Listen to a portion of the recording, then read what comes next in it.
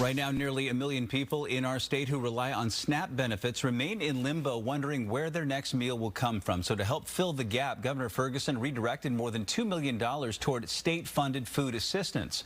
According to the Department of Social and Health Services, there's no timeline for when the money will be distributed, though the goal is this week.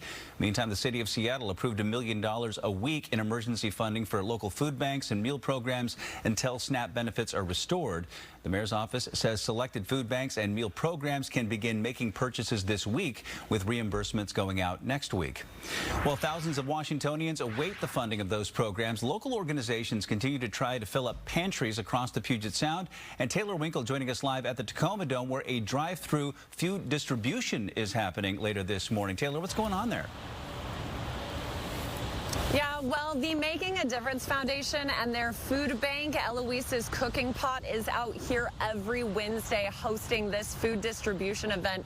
But last week, they served double the amount of families that they normally do, which really just highlights how many neighbors out here in Tacoma are struggling right now. Distribution doesn't get started until 10 o'clock this morning, but you can take a look and see just what's going on right here. We've seen workers unloading all the supplies off this truck, pallet after pallet. This is the second truck they've been going through. And then behind us, we have more than 100 cars here lined up waiting for that to start. They started lining up before 6 a.m. One of the first people in line was Cheyenne, who got here early because she was concerned about supplies. She told us she feels stuck in the middle of a political battle, and she hopes lawmakers can get this figured out soon. Everybody needs to work together, pull together. That's what the American people do. They work together and pull together. So get the holidays back on track and make everybody happy. Now, on normal weeks, the Making a Difference Foundation usually serves up to 450 people out here, but last week that number swelled to more than 800 families, possibly even 900, with the line growing throughout the day, spilling out into traffic on I-5 from the Tacoma Dome off-ramp. So we expect to see the same happen today. Watch out for that if you're driving through this area.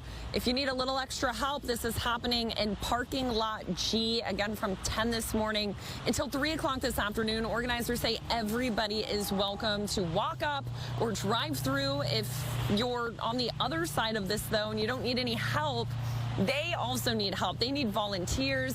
They need people to make donations. You can find ways to get involved up on our website, fox13seattle.com.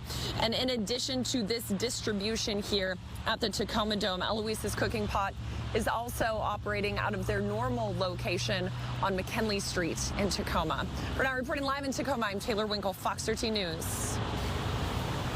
All right, Taylor, thank you. And Fox 13 partnering with the Washington State Fair Event Center and the Emergency Food Network to host a community food drive. This community-wide response will help local families as the federal government shutdown continues.